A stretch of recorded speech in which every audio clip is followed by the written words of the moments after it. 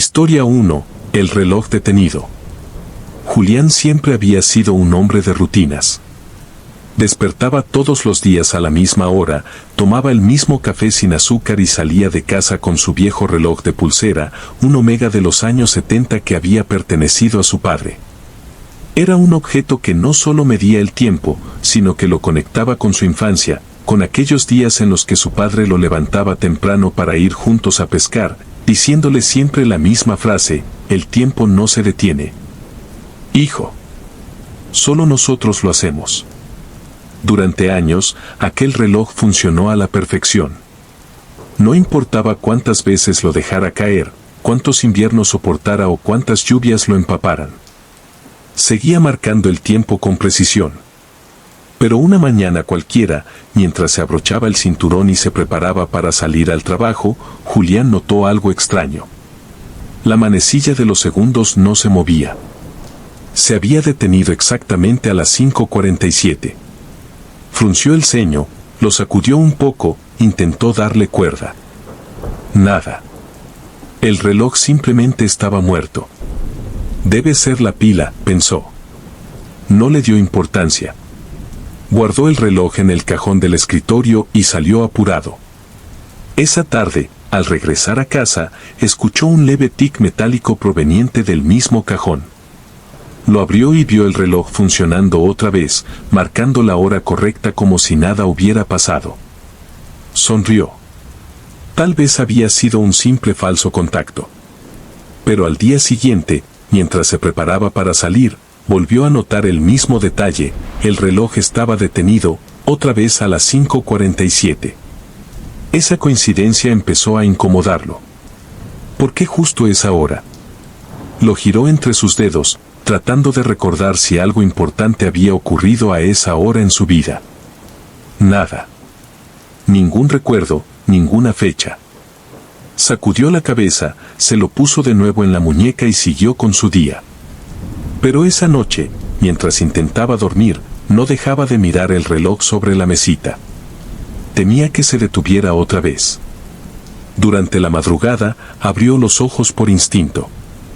Lo primero que vio fue la pequeña esfera iluminada por la luz tenue de la calle. El segundero seguía moviéndose. Respiró aliviado. Pero cuando el reloj marcó las 5:47, el tic se detuvo. De golpe. Se incorporó en la cama, con el corazón acelerado. En el silencio del apartamento, el único sonido era el de su propia respiración. Intentó convencerse de que era una simple falla mecánica, pero la incomodidad era casi física. No volvió a dormir.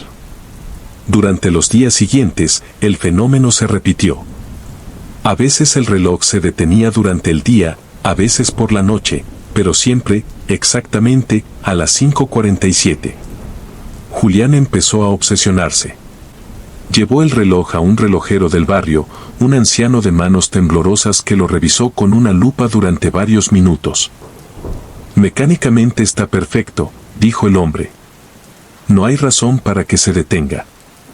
Pero siempre lo hace a la misma hora, insistió Julián. El relojero levantó la vista y lo miró con curiosidad. ¿Y qué pasa a esa hora? Nada. Duermo, trabajo, como, nada especial. El anciano guardó silencio unos segundos antes de responder. Entonces tal vez el reloj te está avisando de algo. Algunos objetos guardan el tiempo de su dueño, incluso después de su muerte. Julián sonrió nerviosamente, tratando de tomarlo como una broma. Pero esa frase se le quedó grabada como una marca. Desde entonces, empezó a tener sueños extraños. En ellos veía una habitación oscura, y en medio, el mismo reloj, marcando las 5:47, mientras un sonido metálico, como un golpe seco, resonaba una y otra vez. El insomnio se volvió rutina. Pasaba las noches mirando la esfera del reloj, esperando el momento en que el segundero se detuviera. Era como un juego macabro entre él y el tiempo. Una madrugada, decidido a terminar con su obsesión, arrojó el reloj dentro de un cajón y lo cubrió con ropa. No volveré a mirarte, murmuró. pero a las 5:47 exactas, el cajón emitió un leve clic. Como si algo dentro se moviera. El corazón se le paralizó. Caminó lentamente hacia el escritorio, temblando. Al abrirlo, el reloj estaba funcionando otra vez, pero con las manecillas girando al revés. Soltó un grito y lo lanzó al suelo. El vidrio se rompió, y el segundero se detuvo, otra vez en 5:47. Durante todo el día, no pudo concentrarse en nada. Sus compañeros notaron su palidez, su mirada ausente. Uno de ellos le sugirió ir a un médico. Pero Julián no estaba enfermo. Solo asustado. Sentía que algo, o alguien, lo observaba cada vez que el reloj se detenía. Como si el tiempo se doblara en esos segundos.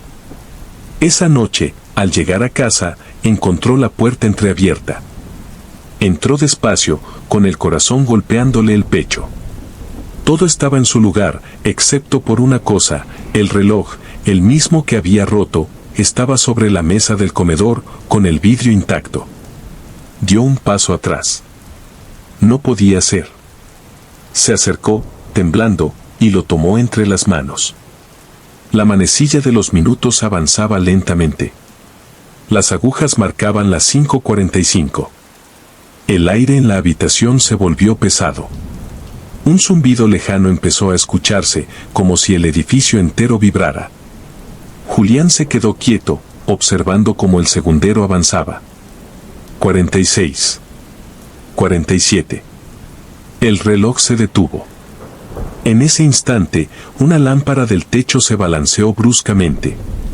El sonido de algo rompiéndose vino desde la cocina. El piso comenzó a temblar bajo sus pies. Intentó correr, pero un estruendo sordo retumbó por todo el edificio. El techo crujió. Todo ocurrió en segundos. Sintió un impacto brutal y luego, oscuridad. Dicen que cuando los rescatistas entraron horas después, encontraron su cuerpo aplastado por una viga. El reloj, milagrosamente intacto, estaba sobre su pecho, marcando las 5:47. Uno de los bomberos, mientras cubría el cuerpo con una manta, comentó algo que hizo estremecer a los presentes. El reloj sigue funcionando. Lo que nadie notó fue que, mientras lo guardaban en una bolsa con las pertenencias del difunto, las manecillas comenzaron a moverse de nuevo, lentamente, retrocediendo hacia atrás. Y cuando marcaron las 5:46, el segundero dio un salto, como si el tiempo, una vez más, se preparara para detenerse. Historia 2, el último pasajero. Era casi medianoche cuando Lucía subió al autobús. El último de la línea 53. Hacía frío, y una llovizna fina caía sobre las calles desiertas de la ciudad. Había tenido un día largo en el hospital, cubriendo el turno de una compañera que se había enfermado. Estaba agotada. Solo quería sentarse, cerrar los ojos y dejar que el sonido del motor la arrullara hasta su parada. El vehículo estaba casi vacío. En los primeros asientos, un hombre dormía con la cabeza apoyada en la ventana. Más atrás, una anciana abrazaba una bolsa de plástico. Lucía eligió el asiento del medio, junto a la ventana. El conductor, un hombre de unos 50 años con mirada cansada, cerró las puertas con un resoplido y arrancó lentamente. La lluvia golpeaba el cristal con un ritmo hipnótico. Las luces amarillas de los postes se alargaban como serpientes líquidas en el reflejo del parabrisas. Lucía suspiró, sacó su teléfono y revisó la hora, 11:53 de la noche. El autobús avanzaba por las avenidas vacías, deteniéndose en cada parada aunque nadie subiera. Era un trayecto que conocía bien, pero esa noche, algo se sentía distinto. Tal vez el silencio, o tal vez la sensación de estar atrapada en un lugar fuera del tiempo. En la siguiente parada, el autobús se detuvo y las puertas se abrieron con un silbido. Nadie subió. Pero el conductor no cerró enseguida. Pasaron unos segundos, y Lucía sintió una corriente de aire helado recorrer el pasillo. Miró hacia adelante, y entonces lo vio, una figura alta, delgada, vestida completamente de negro, subía lentamente los escalones. El hombre no levantó la vista. Su rostro estaba cubierto por la sombra de una capucha empapada por la lluvia. Caminó sin prisa hacia el fondo y se sentó en el último asiento. Nadie pareció notarlo. La anciana seguía dormida y el otro pasajero no se movió. Lucía intentó no prestarle atención, pero algo en su interior le susurraba que lo observara. Volteó un poco, disimulando. El hombre estaba quieto, inmóvil, mirando hacia adelante. Sus manos, pálidas y delgadas, descansaban sobre las rodillas. La incomodidad creció. No sabía por qué, pero el aire parecía más frío desde que él había subido. Se abrazó a sí misma, tratando de ignorarlo. Minutos después, el conductor encendió la radio, quizá para romper el silencio. Una voz cansada anunciaba el clima: se espera tormenta eléctrica a partir de las 12. Se recomienda permanecer bajo techo. Lucía volvió a mirar el reloj, 11:59. El autobús dobló por una calle estrecha, bordeada de árboles. Las ramas golpeaban los laterales con el viento. De pronto, un ruido seco hizo que todos los pasajeros levantaran la vista. Algo había golpeado el techo. El conductor frenó un poco, miró por el retrovisor, pero no dijo nada. Lucía tragó saliva. No podía ver bien al hombre del fondo, pero juraría que ahora estaba un poco más inclinado hacia adelante. Como si la observara. El reloj marcó las 12:03 cuando el autobús se detuvo otra vez. Un joven subió corriendo, empapado por la lluvia, y se sentó cerca de Lucía. Sonrió con alivio. «Por poco lo pierdo», dijo riendo. Ella le devolvió una sonrisa nerviosa. Pero algo la hizo mirar de nuevo hacia el fondo. El asiento donde el hombre de negro se había sentado, estaba vacío. Lucía sintió que el corazón se le detenía. Se levantó un poco, intentando verlo, pero no había nadie. Ni siquiera rastros de agua en el suelo. ¿Todo bien?, preguntó el joven, al notar su expresión. Sí, susurró ella. Creí que había alguien atrás. Él giró la cabeza, observó los asientos vacíos y se encogió de hombros. Debe haberse bajado. Pero Lucía no había sentido las puertas abrirse, ni escuchado el silbido del aire que siempre acompañaba el cierre. Intentó relajarse, pero algo dentro de ella seguía tenso. Su mirada se posó en el espejo retrovisor, el conductor la observaba a través del reflejo. Sus ojos, extrañamente oscuros, parecían decirle que no preguntara nada. El trayecto continuó. Afuera, la tormenta aumentó. La lluvia caía con tanta fuerza que apenas se distinguían las luces de la calle. Lucía apoyó la cabeza en el cristal, pero el cansancio no podía vencer la inquietud. Entonces lo escuchó. Un susurro. Débil, casi imperceptible, pero claro. Provenía del fondo del autobús. Lucía. Su nombre. Abrió los ojos de golpe. Miró hacia atrás. Vacío. El joven seguía mirando su teléfono, ajeno. El sonido volvió, esta vez más cerca. Lucía. El pulso se le aceleró. Miró al conductor, pero este mantenía la vista al frente, como si no escuchara nada. ¿Escuchó eso?, preguntó con voz temblorosa. El hombre no respondió. Solo movió el retrovisor, alejando su mirada de ella. Lucía se levantó, decidida a mirar el fondo. Caminó lentamente por el pasillo, sintiendo el crujido del piso bajo sus pies. Cada paso resonaba más fuerte que el anterior. Cuando llegó al último asiento, el aire era más frío. Casi helado. Extendió la mano hacia el respaldo, y una gota cayó sobre su piel. Era agua. Miró hacia arriba, y su respiración se cortó. Había una marca oscura en el techo, justo sobre el asiento. Como si algo, o alguien, estuviera goteando desde arriba. Retrocedió con un grito ahogado.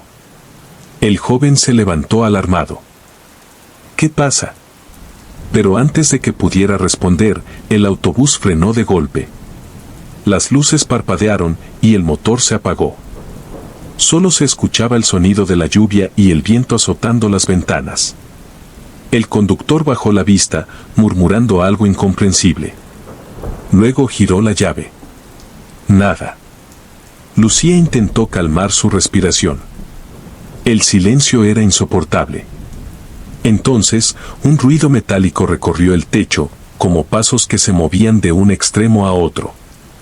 ¿Qué fue eso?, susurró el joven. Nadie respondió. Un golpe más fuerte sacudió el autobús. Las luces volvieron a encenderse, pero ahora había alguien de pie en el fondo. El hombre de negro. Lucía sintió que el estómago se le encogía. Estaba empapado, goteando, y su rostro seguía oculto bajo la capucha. No se movía. Solo miraba al frente. El joven dio un paso hacia él. ¿Está bien, señor? El hombre no respondió. Oiga, le estoy hablando. Entonces, el desconocido levantó lentamente la cabeza. Su rostro estaba pálido, casi transparente, y de sus ojos vacíos caían hilos de agua. Abrió la boca, y de ella brotó un sonido ahogado, como un gemido bajo el agua. Lucía gritó. El joven retrocedió. El conductor se persignó y pisó el acelerador. El motor rugió, y el autobús avanzó a toda velocidad. Pero la figura seguía allí, firme, inmóvil. El viento dentro del autobús soplaba como un huracán. Las luces parpadeaban mientras los pasajeros intentaban cubrirse. Lucía vio cómo la figura comenzaba a desvanecerse, convirtiéndose en una sombra líquida que se disolvía en el aire. Cuando todo terminó, el autobús se detuvo. Silencio. El hombre había desaparecido. El conductor respiró hondo. No era la primera vez, dijo con voz quebrada. Siempre sube en la misma parada, y siempre desaparece antes de la última. Lucía lo miró horrorizada. ¿Qué quiere decir? El hombre la miró por el espejo. Hace 10 años, un pasajero murió en este autobús. Se lanzó por la ventana trasera cuando el vehículo cayó al río. Desde entonces, a veces sube. Sobre todo, cuando llueve. Lucía no supo qué responder. Bajó del autobús en la siguiente parada, temblando. Caminó bajo la lluvia, sin mirar atrás. Al llegar a su apartamento, se desplomó en la cama, empapada, con el corazón aún acelerado. Cerró los ojos, intentando olvidar esa mirada vacía. El sonido de su teléfono la hizo sobresaltarse. Era un mensaje nuevo. Lo tomó y sintió que la sangre se le helaba. El remitente no tenía nombre. Solo un número desconocido. El mensaje decía: Gracias por acompañarme esta noche. Nos vemos en el último viaje. Lucía dejó caer el teléfono. Afuera, el trueno rompió el silencio. En la pantalla, el reloj marcaba las 12:03 y el sonido de un motor lejano, como el de un autobús, empezó a escucharse, acercándose poco a poco a su ventana.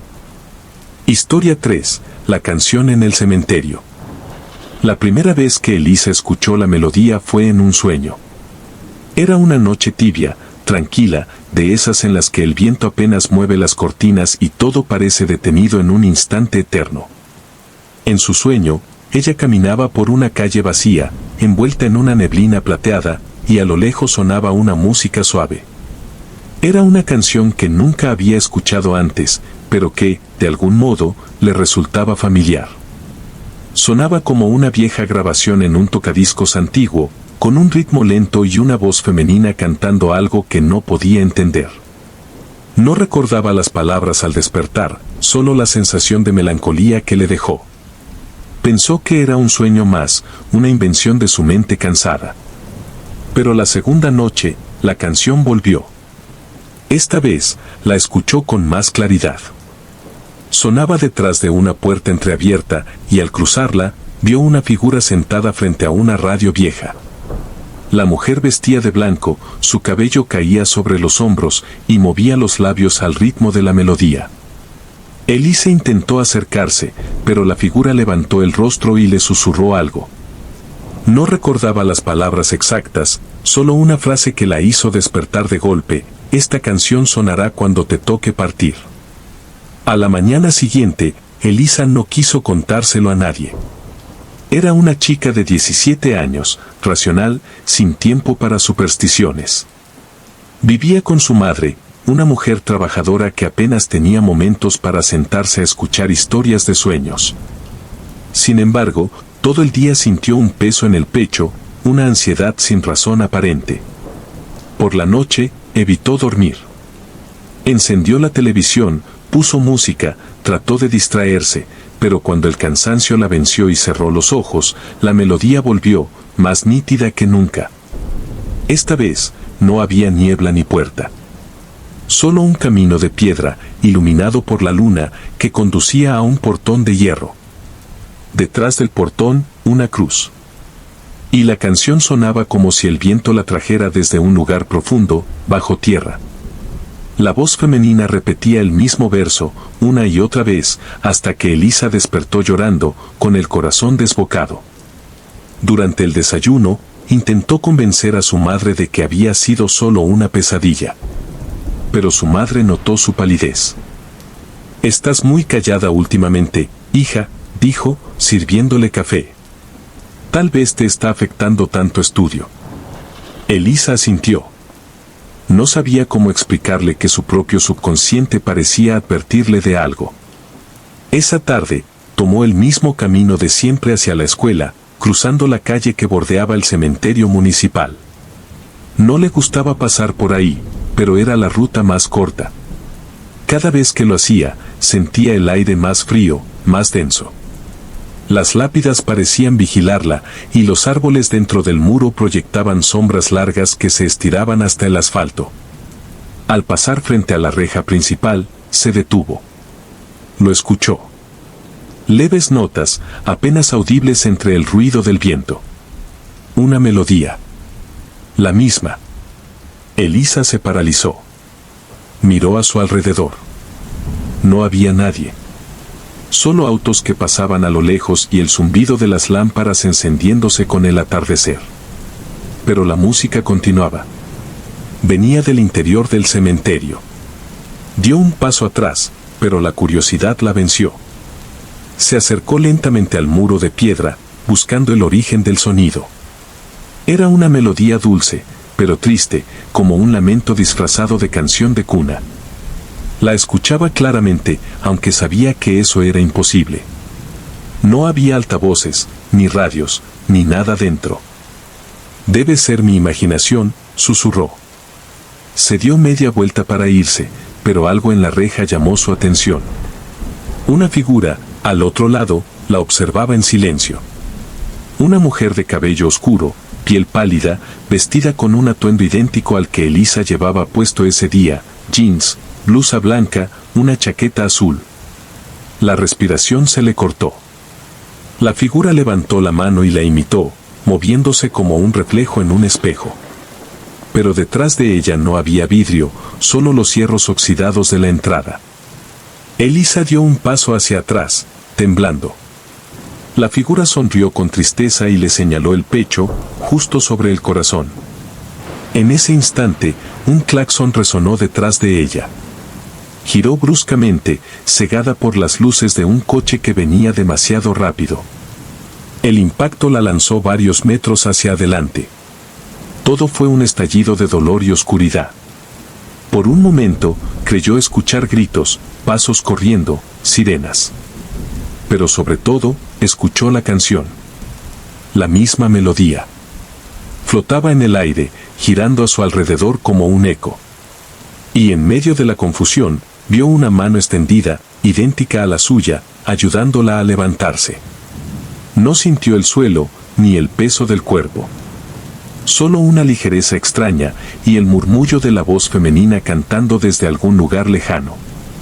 Cuando abrió los ojos, estaba de pie frente al cementerio. La reja seguía cerrada, pero la figura del otro lado había desaparecido. En su lugar, había una lápida blanca recién colocada. Elisa se acercó, aunque algo dentro de ella sabía lo que iba a encontrar. Grabado en la piedra, con letras limpias, se leía: Elisa Ramos, 2006-2023. Siempre en nuestra memoria. El aire se volvió espeso. Trató de gritar, de correr, de tocar algo. Pero no pudo. Sus manos pasaban a través del portón. Su voz no tenía sonido. Solo la melodía continuaba, flotando sobre las tumbas.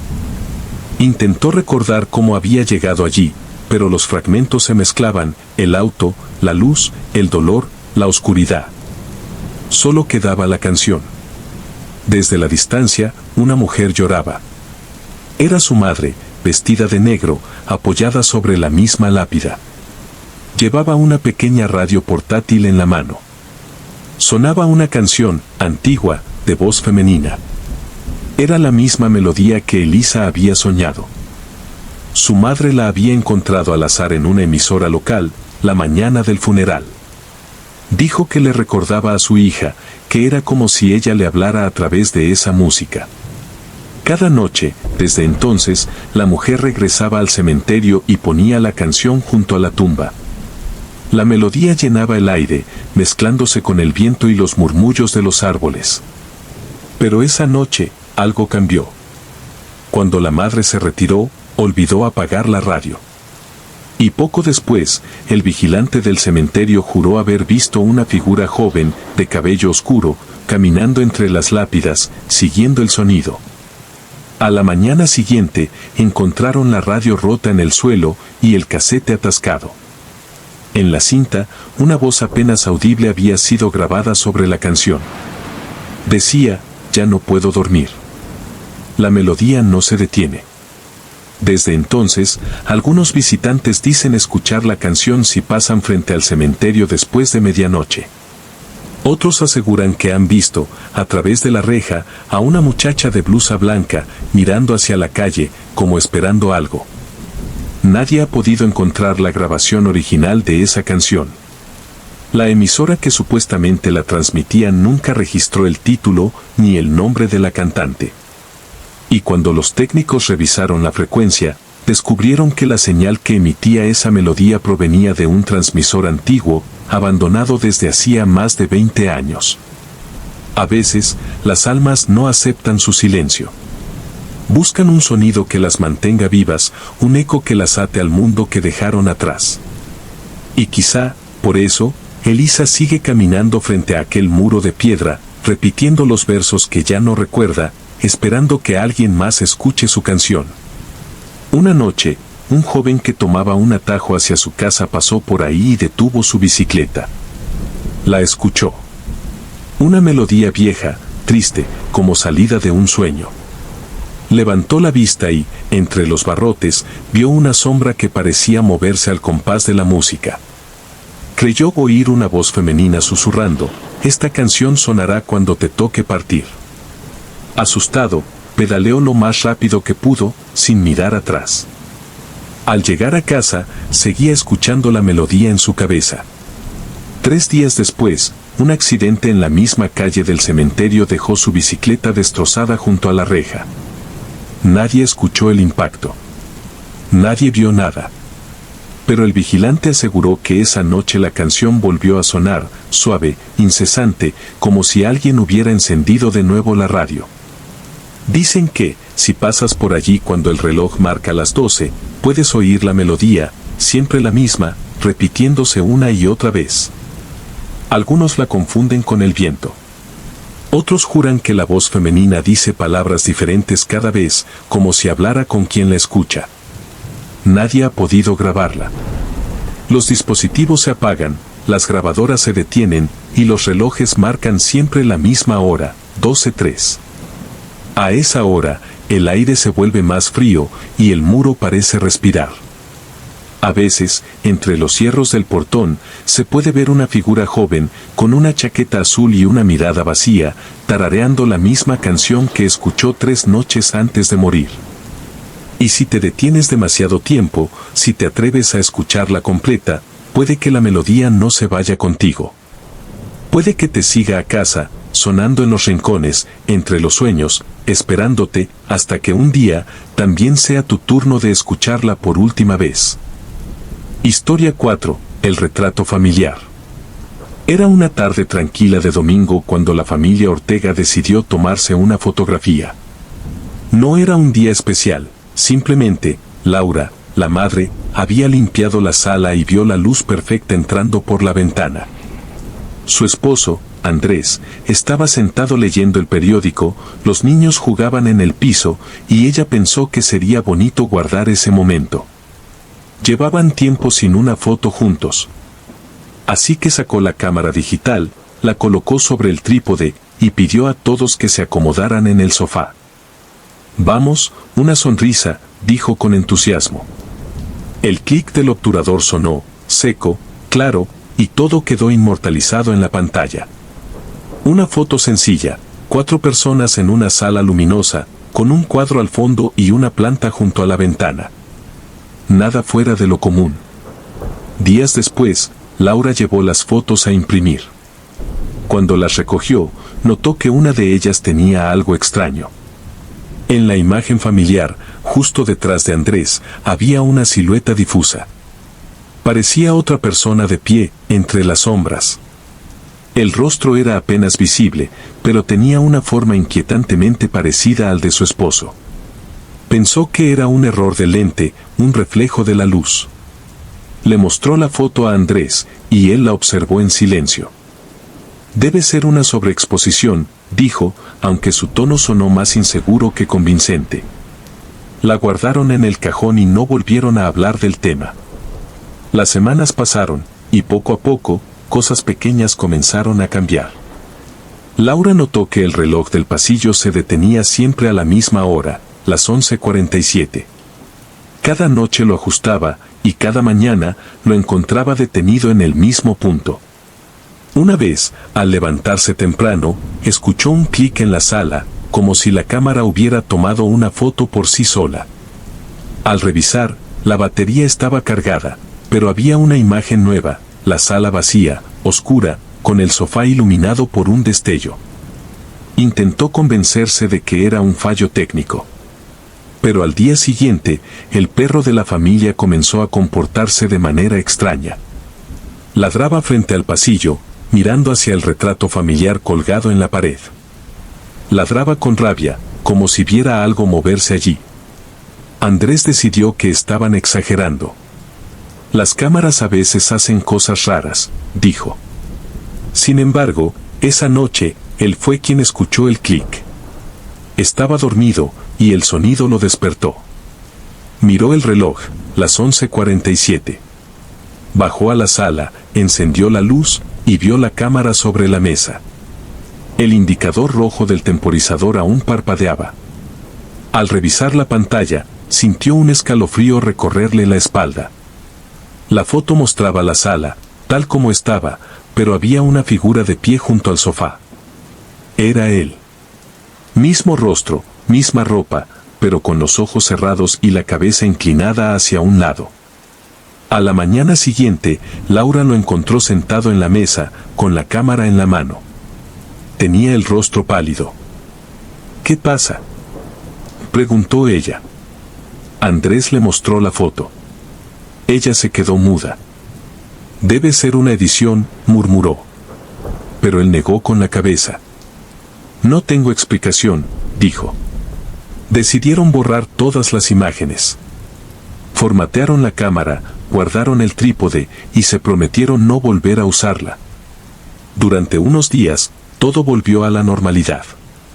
Pero el reloj seguía deteniéndose a la misma hora. Una noche, mientras cenaban, la luz del pasillo parpadeó. Laura levantó la vista y vio la sombra de una figura pasar lentamente frente al marco de la puerta. Pensó que era uno de los niños, pero cuando miró hacia ellos, estaban los dos sentados a su lado. ¿Vieron eso?, preguntó. Los niños la miraron confundidos. ¿Qué cosa? Laura se levantó, fue hasta el pasillo, pero no había nadie. Sin embargo, la puerta del estudio estaba entreabierta. Entró y encendió la luz. En el escritorio estaba la cámara. No recordaba haberla sacado. Tampoco recordaba haber encendido la computadora, pero la pantalla mostraba una carpeta abierta, fotos recientes. Dentro, había una sola imagen. Era la sala. La familia, sentada como en la primera foto. Pero Andrés no estaba sonriendo. Su rostro se veía serio, sus ojos cerrados, y detrás de él, otra figura idéntica, sonriendo ampliamente, con una mano apoyada en su hombro. Laura gritó.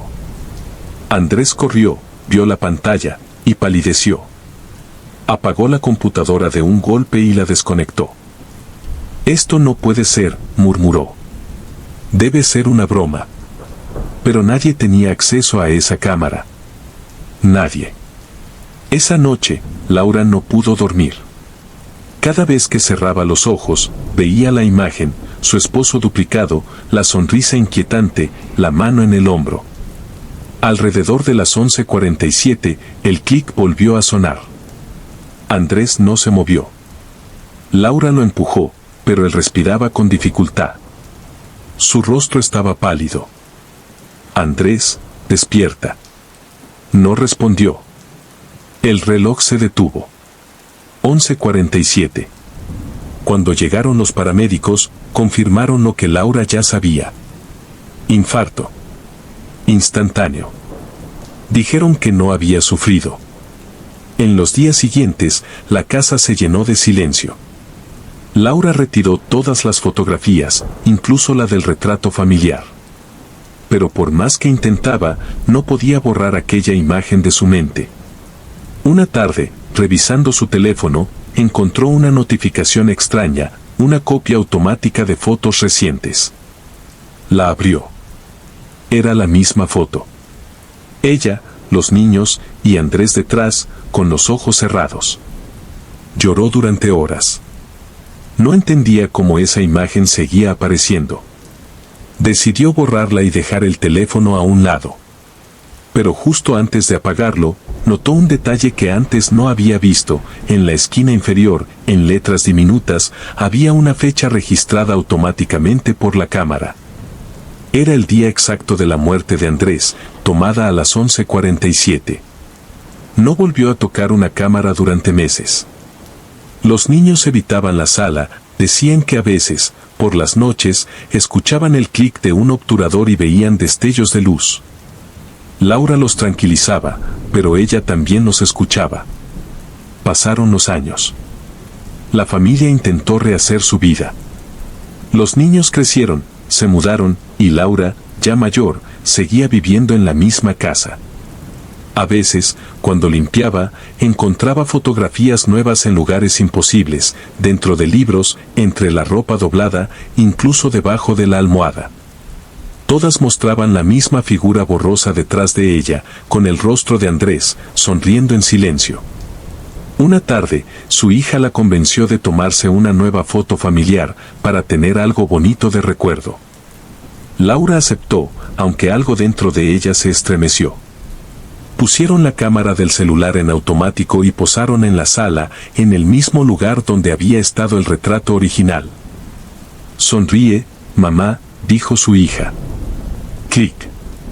El flash iluminó la habitación, y por un instante, Laura sintió un escalofrío. Un aire frío recorrió su espalda. Esa noche, cuando revisaron la foto, los nietos rieron, diciendo que había salido borrosa. Pero la nieta menor, de apenas 6 años, frunció el ceño.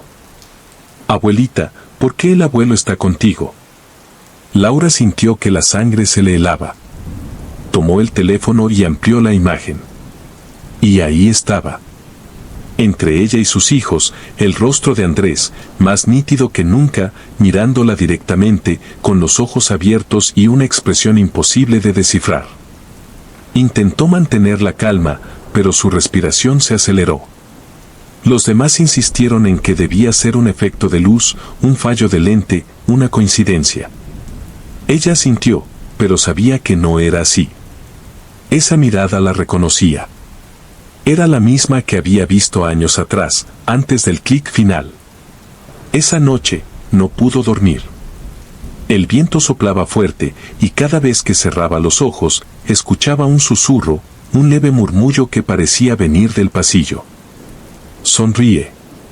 A la mañana siguiente, su hija la encontró dormida en el sillón, con el teléfono en la mano. Parecía tranquila, como si hubiera estado soñando. Pero cuando intentó despertarla, no respondió. El reloj, una vez más, marcaba las 11:47. Días después, mientras organizaban las cosas para el funeral, su hija revisó el teléfono de Laura.